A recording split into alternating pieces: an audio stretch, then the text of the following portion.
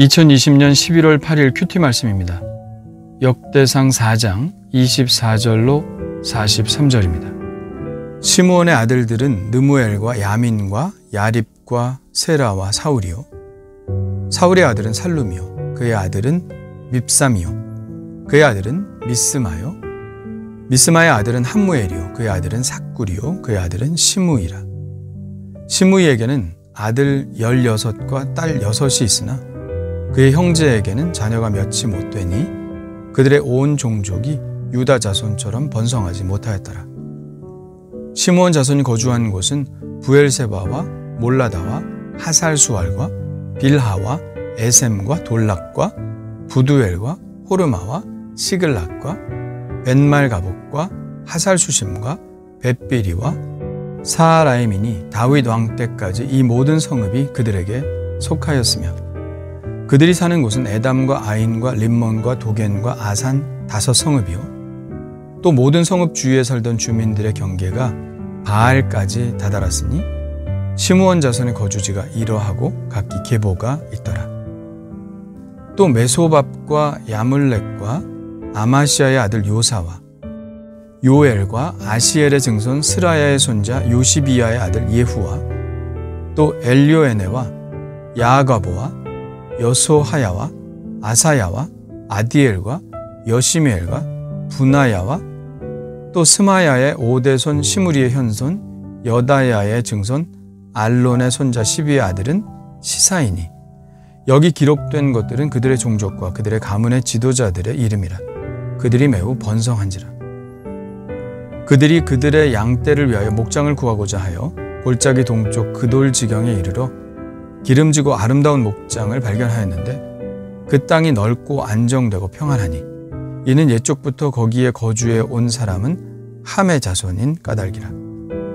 이 명단에 기록된 사람들이 유다왕 히스기야 때에 가서 그들의 장막을 쳐서 무찌르고 거기에 있는 모우님 사람을 쳐서 진멸하고 대신하여 오늘까지 거기에 살고 있으니 이는 그들의 양떼를 먹일 목장이 거기에 있음이며 또 시므온 자손 중에 500명이 이시의 아들 블라디아와 느아랴와 르바야와 우시엘을 두목으로 삼고 세일산으로 가서 피신하여 살아남은 아말렉 사람을 치고 오늘까지 거기에 거주하고 있더라. 아멘. 유다 지파의 족보가 끝나고 시므온 지파의 족보가 뒤이어 등장합니다. 시므온 지파가 유다 지파 바로 다음에 나오는 이유는 유다 지파와 시므온 지파 간의 특별한 관계 때문입니다. 일단 시므온 지파가 차지한 성읍들은 모두 유다 지파 안에 있죠. 마치 경기도 안에 서울이 있는 것처럼 말이죠. 시므온 자손이 거주했던 곳을 보면 부엘세바와 몰라다와 하살수알과 빌하와 에셈과 돌락과 부두엘과 호르마와 시글락과 벤말가봇과 하살수심과 벳비리와 사라임입니다. 이 성읍들의 위치를 보면 모두 유다 지파의 한복판에 있다는 것을 알 수 있습니다. 그래서 이들은 자연스럽게 유다 지파에 동화되었죠. 후에는 유다 지파와의 구분이 없어졌습니다. 그래서 유다 지파 바로 다음에 족보가 등장하는 것이죠. 그래도 다른 지파들은 오랫동안 독립성을 유지했는데 왜 이 시므온 지파는 흐지부지 사라지고 만 것일까요? 그런데 성경은 일찍이 시므온 지파의 이런 상황에 대해서 의미심장한 예언을 하고 있는 것을 볼 수 있습니다. 창세기 49장에 보면 야곱이 죽기 전에 자기 아들들을 축복하는데요. 시므온과 레위를 한꺼번에 묶어서 이렇게 예언을 합니다. 시므온과 레위는 형제요. 그들의 칼은 폭력의 도구로다. 내 호나 그들의 모의에 상관하지 말지어다. 내 영광아 그들의 집회에 참여하지 말지어다. 그들이 그들의 분노대로 사람을 죽이고 그들의 혈기대로 소의 발목 힘줄을 끊었음이로다. 그 노여움이 혹독하니 저주를 받을 것이요 분기가 맹렬하니 저주를 받을 것이라. 내가 그들을 야곱 중에서 나누며 이스라엘 중에서 흩으리로다. 이건 축복이 아니라 저주에 가깝죠. 그들은 왜 이런 저주에 가까운 말을 들었어야 했을까요? 시므온과 레위는 둘 다 레아의 아들입니다. 레아에게는 딸도 있었죠. 바로 디나인데요. 이 디나가 추장인 세겜에게 강간을 당합니다. 세겜은 자기가 디나를 사랑하니 결혼을 하겠다고 말하지만 이 일이 진행되는 사이에 레위와 시므온이 의기투합하여 자기의 누이 동생을 강간한 그 마을 사람들을 다 죽이고 세겜과 그의 아버지 하몰도 죽입니다. 야곱은 이 일을 듣고 분노하게 되죠. 야곱이 말합니다. 너희가 내게 화를 끼쳐 나로 하여금 이 땅의 주민 곧 가나안 족속과 브리스 족속에게 악취를 내게 하였도다. 나는 수가 적은즉 그들이 모여 나를 치고 나를 죽이리니 그러면 나와 내 집이 멸망하리라. 시간이 많이 지나긴 했지만 야곱은 이 사건을 결코 잊을 수가 없었죠. 그래서 이렇게 예언한 것입니다. 내가 그들을 야곱 중에서 나누며 이스라엘 중에서 흩으리로다. 이 말씀대로 되었죠. 레위 지파도 한 곳에 모여 살지 못하고 각 지파 안에서 몇 개의 성을 배분받아 흩어져 살았고요. 그리고 지금 이 시므온 지파도 결국은 그렇게 되었습니다.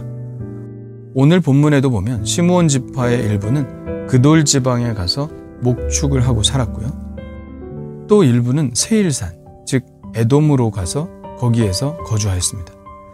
그러니 시므온 지파가 하나의 세력으로 자리를 잡을 수 없었죠. 야곱의 예언대로 된 것입니다.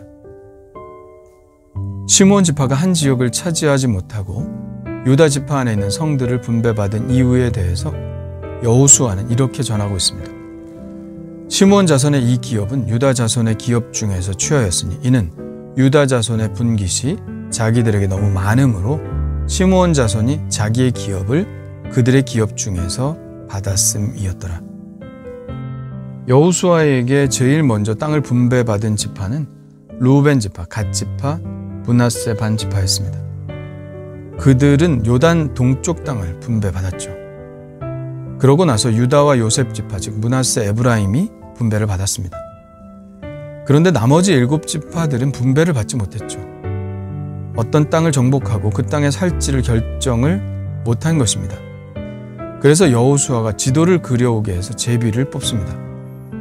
그렇게 7지파들이 땅 분배를 받는데 유독 시므온 지파는 숫자가 작기 때문에 어떤 땅을 독립적으로 분배받지 못하고 유다의 성읍들 중 일부를 나누어 받게 된 것입니다.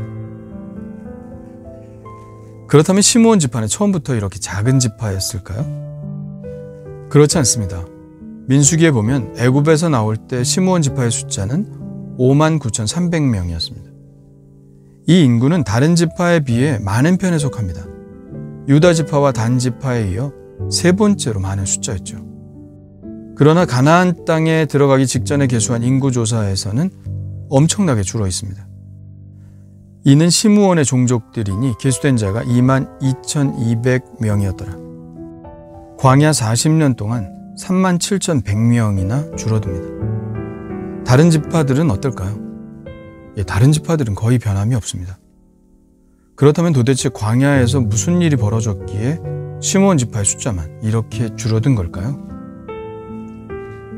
이것은 아마도 민수기 25장에 나오는 사건과 연관이 있어 보입니다. 민수기 25장에는 바알 부올에 대한 우상 숭배 사건이 나오죠.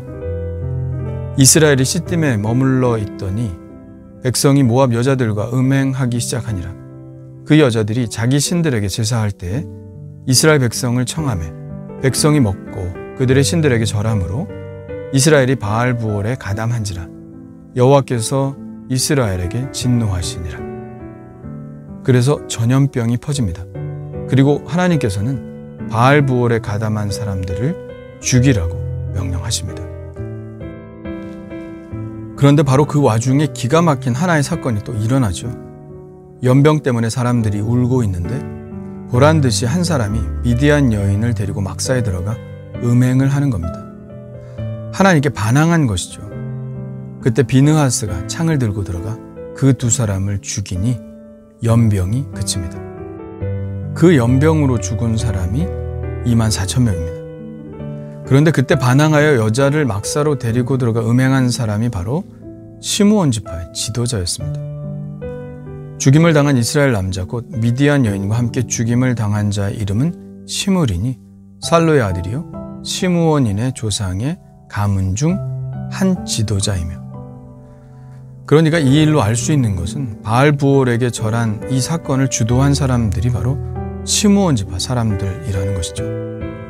그래서 대부분의 시므온 지파 사람들이 이때 연병으로 죽었고, 그래서 연병 이후에 곧바로 시행된 인구조사에서 시므온 지파의 인구가 현격하게 줄어든 것입니다.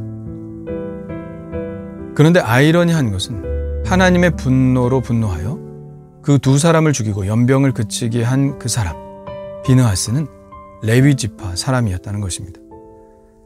여기서 운명이 갈리는 것을 볼 수 있지 않겠습니까?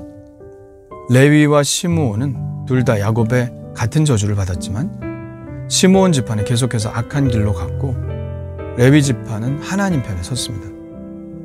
똑같이 한 곳에 모여 살 수 없는 처지가 된 것은 맞지만 시므온 지파는 흩어져서 흔적도 없이 사라져버렸고 레위인들은 흩어져서 하나님의 율법을 전하고 예배를 관장하는 신성한 일을 하게 된 것입니다.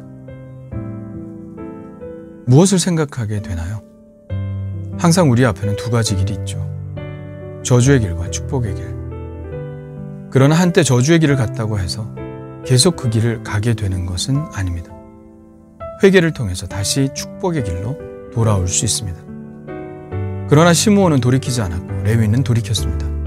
그리고 그들의 운명도 바뀌어버렸죠. 우리도 오늘 선택할 수 있습니다. 과거를 완전히 뒤집을 수 있는 축복의 길을 선택할 수 있습니다. 오늘도 그 귀한 선택을 하기를 원합니다. 주님 감사합니다. 시므온 지파의 줄어든 운명을 보면서 또 유다 지파의 도움 없이는 살아갈 수 없었던 그의 형편을 보면서 결국은 흔적도 찾을 수 없게 된 그들의 처지를 보면서 기도합니다. 주님의 복 안에 살게 하여 주옵소서. 오직 주님만 섬기는 자가 되게 하여 주옵소서. 하나님의 말씀대로 순종하는 자가 되게 하옵소서. 죄를 짓는 일이 있더라도 다시 빠르게 하나님께 돌아와 다시 복의 길을 걷게 하옵소서. 항상 새로운 기회를 허락하시는 좋으신 예수 그리스도의 이름으로 기도합니다. 아멘.